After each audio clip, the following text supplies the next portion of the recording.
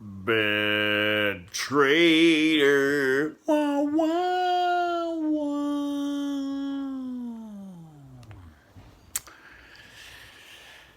Well, man, I seem to be on these sleepless cycles, falling into old patterns of when I was a hustler back in the day.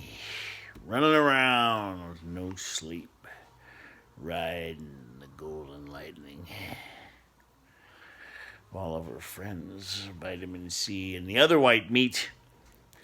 But I've been a good boy for many years and have not delved into any sort of fanciful metamorphosis of character due to symbiotic relationships with substances for over, I think it's 11 years this past March 22nd. I would say the only thing I've really had any kind of friendship with would be the Mary Jane, which I still think is a great way to medicate your moods. But you do become a little moody when you quit. So, I don't know. Had some CBD yesterday and that was delicious. I was vaping it. I had not the vape pens, but the vaporizer. I got this cool little vaporizer. It's pretty nice. It just gets a nice big smoke, but you don't get any of the actual real smoke. It's just vapor from the chemicals from heating up the actual flower. That's kind of cool, so you don't have that extra carcinogenic smoke in your lungs. That's better.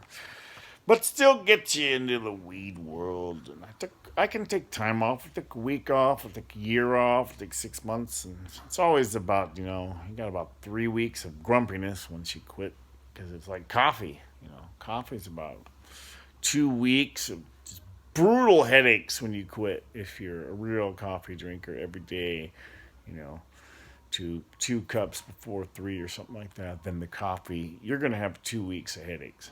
They're going to hurt, but we get sort of like you're just kind of grumpy and like suddenly you're just more productive and you're too productive and you're just doing stuff and you're like, meh, and you're like, God, I got to unwind.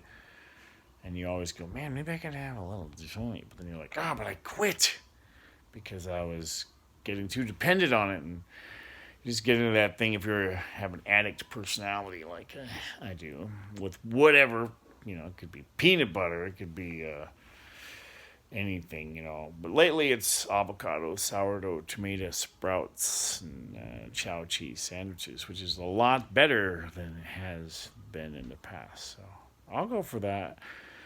And I'm slipping back into a little CBD, I guess, since I had some yesterday. It's been a few weeks off the CBD and no THC yet, but I'm dreaming about it because it's a nice sunny day, man. And it's nice on sunny days to just wander around. But it makes you lazy and it makes it difficult to do paperwork. It's hard for stoners to do paperwork, man. It's not easy. It's not conducive to certain things. It's basically conducive to just walking around with a happy smile on your face and really just you've broken the chain of thinking in your mind so much that you just start to unravel and become completely disorganized. But it's still kind of a peaceful, joyful existence until you become so dependent on it you just want to smoke it all day. That's the trick. I used to have it when I was in carpentry school. I just smoked on the weekends like a couple times, and all those little carpenters got me pulled in and sucked me back into the smoking at lunch, and my grades went down, and I sucked at my cabinet making. But I was hanging out with all those young gangsters, those young G's, and it was fun to kick it with the young G's and the hammers and the tools and be part of the drama of the young G life. Young G carpenter life is pretty fun, man. I don't know. That's pretty fun. So I was the elder statesman, and they treated me like the old uncle, which was kind of fun because I got respect. But so I don't know. I'm vacillating. Am I gonna get a little more CBD? I'm kind of like, it's like, obviously it's not just the CBD I'm craving. I'm sort of like, can't wait to get some more CBD. And yeah, it's like going, I want some more decaf coffee. But it's true. If you can only handle just a small margin of of difference in your personality, then maybe it's CBD and decaf coffee for you, and not THC and caffeine, because then you're going to be like basically having a panic attack 24/7 on the hippie speedball, which is what coffee and weed is. It's the hippie speedball, man. So, thoughts, sleeplessness, falling into old patterns because I was an old sleepless zombie back in the day. And just sitting here going, wow, I've been going to bed at like 4 in the morning, or I just haven't been sleeping. When I was out at the property camping, I was, going to bed at, 11 or something with the sun, or waking up with the sun too at like 4, 5, 6, but I wasn't sleeping all night. All night I wasn't sleeping. I'm just like rolling around in the plastic bag in the plastic tent, and it's like hard to rest. Hard to rest. But so now I'm at home. I was up all night organizing stuff and cleaning, and now it's like noon, and I've been awake since 8 a.m., and I went to bed at 4 a.m., and I'm just like, blah, blah.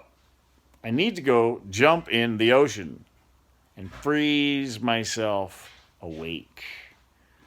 But then it makes me go, oh, it'd be nice to smoke a spliff when I do that.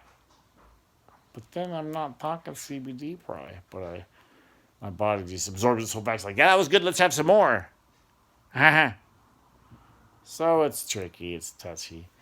But technically, I don't have any super pressing things, but that's not true. Because paperwork is always going to come back. There's always more paperwork. I guess you could be like, okay, I've got 2 weeks between the end of April and the 1st of May, and before the paperwork hits, and I can do some stuff. But that's not true. You got to organize all this other paper.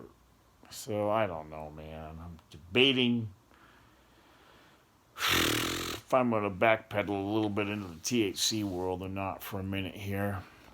I can quit. That's the beautiful thing, is I can quit. But as you can see, it's been a couple weeks and maybe 3 weeks. I'm not sure. Maybe 3 weeks. Just getting grumpy, man. I'm just grumpy. And yesterday I was so grumpy. I was like, fuck it.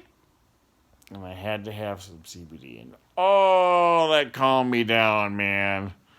If it would work like that, a great substitute for meditation and yoga and Tai Chi and Qigong and reading all of the Buddhist scriptures and the Tao Te Ching. You just smoke some weed and chill out. No, it's all good. But then it becomes expensive going to these stores and buying all this yummy shrink-wrapped dope. So I don't know, man. I can't afford a $20 a day weed habit. Shit. I can't even really afford to go buy it from people who may not do it through the stores. I mean, you can find them here and there. Black market weed, they call it. I can't afford to do that either. So I just can't afford $160 a month for just smoking weed. So I think I'm just going to stick with decaf coffee and avocado sandwiches, man. Do some push-ups and some paperwork and watch a movie and chill. Stay off the weed train. Except for maybe just one day in the sunshine, smoking and wandering around like a dumbass. Please. I don't think it's going to work that way. I'll just get hooked. I want to do it again. I want to have it as a steady girlfriend in my back pocket. Just going, hi, I miss you, hit it. Let's hit it, baby. So I can't do it. Or I could lie to myself and tell me, it's just CBD. I just like but then honestly, CBD does work, man. If it's 100% CBD and like 0.01 THC, maybe you can do it. What are you going to just do? Smoke more and more and more CBD? Yeah, probably. But it still feels like weed, because it still makes me go, I want more. So, I don't know, man. Whatever. It's better for my teeth if you don't, because it dehydrates your gums and messes with your saliva glands productivity, and it's a lot of heat on your gums, and it's not great. So,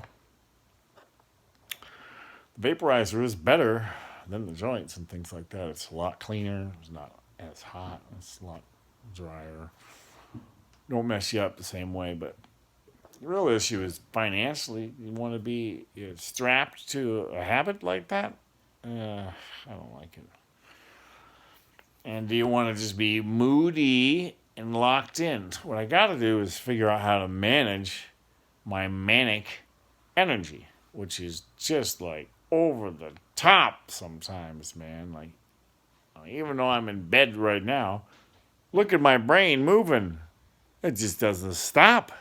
Just keeps going, rah, rah. But of course, like I said, it's the sleepless throwback to the old days patterns of the zombie world. Still comes 11 years after I done quit that shit. It still comes back and goes, hi, remember me? So, you gotta be a little careful. My aunt quit. She quit weed like 30 years ago, and she quit drinking like 30 years ago. She smoked weed for 1 year, but I've been kind of playing with it off and on for many years now. I stop, I start. I think the best was just smoking it on a Saturday night as something to look forward through the week, and then you get crazy high off 2 hits, and then you go dance in the park like, Mary Poppins, and then you're cool for a couple hours, and then you're done. You go, that's it. And then you get back to life. But you have that little release once a week. But me, I'm thinking more and more, it just starts ramping up, building up. Pretty soon your mind could even go to other places like, ooh, I got some ideas now, man. No. So, gotta be careful, man. The gateway drug, I guess. I've already been through all the gates and back. And I quit and started many times, but I guess, at a certain point you notice that things are changing in your chemistry and you are craving things more, and maybe you have changed too.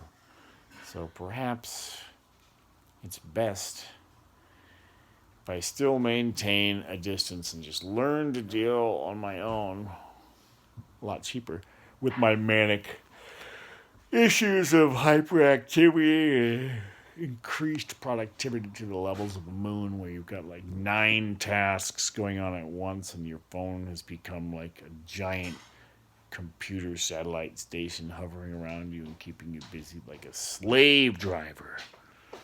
That's all I got to say, bad trader. Wah, wah, wah.